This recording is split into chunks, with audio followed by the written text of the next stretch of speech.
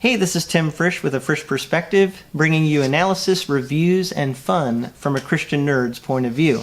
So I've been doing some Bible translation videos on my channel, and you can check those out. I've done several different translations, and a lot of those I would call my favorite Bible translations because I think they're some of the best out there. But sometimes I get asked about other translations that maybe I don't use as much or wouldn't be considered my top translations, but they are still very popular translations. And one of them is the New Living Translation. So let me give you just a little bit of background on what the New Living Translation, the NLT, is. And then I'm going to talk about some of the advantages of it, some of the disadvantages of it, as well as people who probably would like to use it, and maybe people that wouldn't be as inclined to use it. And then after that, I'll talk about maybe who it would ultimately be a good translation for. All right, so let's get into the background of the NLT. According to Bible Gateway, the goal of any Bible translation is to convey the meaning of the ancient Hebrew and Greek texts as accurately as possible to the modern reader. The New Living Translation is based on the most recent scholarship in the theory of translation. The challenge for the translators was to create a text that would make the same impact in the life of modern readers that the original text had for the original readers. In the New Living Translation, this is accomplished by translating entire thoughts rather than just words into natural, everyday English. The end result is a translation that is easy to read and understand and that accurately communicates the meaning of the original text. So you can see in that this is really an interesting effort to try to take what was in the original language and allow it to have that same impact. I think translators today would talk about putting a translation into the heart language of the receptor people. And so when you read this translation, the goal of it is for you to relate to it really well, that it's really speaking your heart language.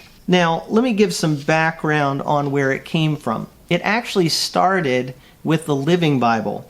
And according to Wikipedia, the Living Bible is a personal paraphrase of the Bible in English by Kenneth N. Taylor and first published in 1971. Taylor used the American Standard Version of 1901 as his base text. It then goes on to say, in the late 1980s, Taylor and his colleagues at Tyndale House Publishers invited a team of 90 Greek and Hebrew scholars to participate in a project of revising the text of the Living Bible. After many years of work, the result was an entirely new translation of the Bible. It was published in 1996 as the Holy Bible, New Living Translation. So you can see that this started as a paraphrase, kind of like the Message Bible, but then Kenneth Taylor had scholars get involved. So it's become something that was the Living Bible paraphrase into much more of a scholarly endeavor, and now has been updated to be the New Living Translation. It came out in 1996, and then it was actually updated more in 2004 and 2007. And from what I've read, it's actually less like the Living Bible than it originally was in 1996. And so overall, it's gotten to be, I guess you could say, more scholarly. So it did start out as a paraphrase, and I, as you know, am more of a word-for-word guy. So if you look at a chart of Bible translations, you'll see that some are much more word-for-word. They're really trying to convey how the original wording was. The problem with that is that it can get kind of rigid and maybe doesn't resonate with us as much because it doesn't speak the way that we speak. Sometimes it's just hard to understand if you're too word for word. So the New Living Translation is way over on the side, much more toward the paraphrase because that's how it originated. And the good side of that is that it does allow you to really understand and for you to connect with what's being said. The question, though, would be how accurate is it to the original language? So let me just give some specific features of this translation according to what the translators have said. It isn't trying to be as technical in its language. It's trying to put things much more in our language. It actually uses English measurements like feet, or if it's talking about time, it'll actually talk about 3 o'clock. It'll use much more English ways of saying measurements and time. it uses phrases that we would use rather than the original cultural phrase. So like a phrase in the Bible you might read where people beat their breasts, and the idea of that is that they were very sad. So instead of translating it directly as they beat their breasts, it would say they were in deep sorrow. So you can see how that's trying to take the original language and make it much more accessible and understandable to us. And then another example where they've adapted is in the gender language. This is a very controversial subject, but in order to be accurate to our language, some translators feel that it's better to translate a word like brothers in the original to brothers and sisters in English. And the reason for that is that in the original language, if someone like Paul said brothers and he's speaking to the whole church, he's actually addressing both men and women. Now, what I like about the NLT here is that they actually they do translate it brothers and sisters in order for it to be understandable and make sure people are clarified and they understand it's talking to both men and women. But it does have a footnote there saying in the original Greek it's brothers. So I think that's a good balance of the different approaches there. All right, let's talk about some advantages and disadvantages of the approach that they're taking here. The advantage is understandability, definitely. First off, it is much more understandable because they're not trying to be so word for word. So if you have a word like justification, it's a great word, and I would argue there are good reasons to have a word like that in a translation. And so Paul says we're justified by faith. But the NLT, instead of using the word justification, will use the phrase made right with. And so that's a way of them kind of just explaining that word justification rather than using a specific word there. So that's definitely more understandable to the average person today. However, it's not getting the technical word there that you have in the original language. It's also more relatable because of the language that it uses. Like I said, transferring measurements and then phrases into the way that we would talk, it reads much more like someone who you know talking to you. And so I think it gives people a much more personal feel. Again, getting back to what I said at the beginning, the idea is sometimes you just want to really put things in a way that touches the heart language of a person who you're translating for. And this really seeks to do that. It's very relatable. So those are some advantages, it's understandability and relatability. But there are some disadvantages with this approach, frankly. One is that you don't get the original words. So I've said this before in other videos, but if I'm reading Charles Dickens, yeah, there's a way in which it would be nice if I could understand everything he says a little bit better, if he spoke the way that I speak. But in another way, it's so helpful and interesting and fascinating and even powerful to hear things said in the way that he said it, which is partly of what makes him such a classic writer. And the same with the Bible writers. Sometimes what makes it so powerful is to hear the way that they actually worded it, rather than to try to take what they said and word it the way that we would.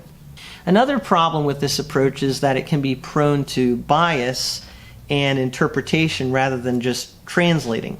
And the idea is you want to take what the person said and get it into our language accurately, precisely as much as possible. But sometimes when you're trying to say, well, how would we say it, you start to interpret more than just translate. And so one example I've seen of this is in John 3:16.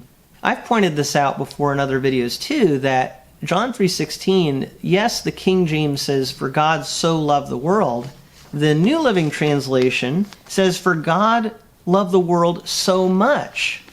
And I think that's a case where they're interpreting a little bit there. And of course, most of us agree with that statement, so we don't have a problem with it. But the thing is that when the KJV said so loved, the word so actually means in this manner, in this way. And so the Christian Standard Bible says God loved the world in this manner or in this way. And so that really is an issue of the NLT kind of interpreting that phrase, so loved, and saying he loved the world so much. Another example I found was in Ephesians chapter 2, Ephesians chapter 2, verse 11, which in a more literal translation says, "So then, remember that at one time you were Gentiles in the flesh, called the uncircumcised by those called the circumcised, which is done in the flesh by human hands." That's pretty straightforwardly how it reads in a more literal way. In the NLT, it says, "Don't forget that you Gentiles used to be outsiders. You were called uncircumcised heathens by the Jews, who were proud of their circumcision, even though it affected only their bodies and not their hearts." So really what you're getting there is more than just the words. You're getting some interpretation of the words there. And the problem is that you can't always see, and that's kind of the third point I wanted to make here. You can't always tell in the NLT what was actually in the original versus what is more interpretive. Now, a lot of times they do have a footnote clarifying, but not always.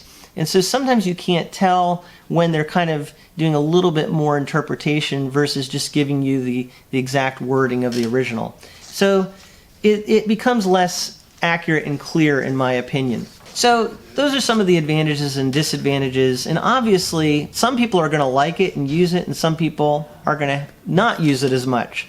So who would like it? Well, this would tend to be people that are maybe not as familiar with the Bible, and they just are picking up the Bible. They want to understand it. You know, they're just reading the Bible every day, and they want to understand what does it say. And so if they're going through the Bible maybe for the first time, or just to get a fresh perspective on the Bible, then this might be a good translation. Some people would use it in a more contemporary church setting. And I've seen this where some pastors are really trying to make sure that their message is relatable to a contemporary context. And so the NLT might be their choice. Now, as far as people that dislike it, I would say people that are more detailed readers, teachers, and preachers. So these are people that are really trying to study the text in the original languages, and they also want to see how would you put it in our language in a very direct way. And getting into the details of those words, those teachers and preachers and students of God's Word may not use the NLT as much or be as inclined to use it because it's more loose in how it goes from the original to our language. Also, students that are really focused in studying the original languages and they really want to learn the original tend to go with a more literal translation like the New American Standard Bible or the English Standard Version, something like that. So at the end of the day, is it good for anybody? Is this translation, the New Living Translation, good? Well, I think so. I think it can have some good applications and uses, and I've kind of hinted at that already. But some examples of, I think, where it could be good would be using it with children. And that's interesting because originally the Living Bible, from what I've read, was started because Kenneth Taylor, who created the Living Bible, was trying to do something that his children could relate to. And so children can relate to the English in this Bible because it's very understandable. New believers is another group of people that might find this translation helpful. They don't know the technical terminology of the Bible as much yet. They haven't had things explained to them, and so the New Living Translation might be good for a new believer. Now, narrative reading would be another area where I could see this being really useful. Maybe you're reading through a story of the Bible, and you want to read that to a group of people in church or in a class. And I could see that a translation like this might really help to put that story in a way that people in the audience could really resonate with and relate to. And so narrative reading would be maybe another good use for this. I would also say it could be good as a supplement to a word-for-word translation. So I have the CSB here, which I've mentioned before is more literal. And then the NLT might be something that I would read alongside it, just so I can compare the two. And this, I would say, the CSB is going to help me know more what the original language is saying directly. And then if I want to kind of get maybe a spin on that, get some perspective on it from an evangelical perspective, the NLT might help me with that. So there you go. Those are some different uses of the NLT that might be good. And let me just say, I do think that from everything I've heard and read, it isn't going too far toward paraphrase. I think it's trying to be accurate. And so I think that's good. I think the Message is just really so far on the paraphrase end, I don't really particularly use that. The NLT, I think, has some really good applications and uses, but again, I would use it with a more word-for-word translation just to ensure accuracy in understanding the original languages of the Bible. So there you go. That's my overview and thoughts on the New Living Translation. I hope you've enjoyed this look at this translation from a fresh perspective.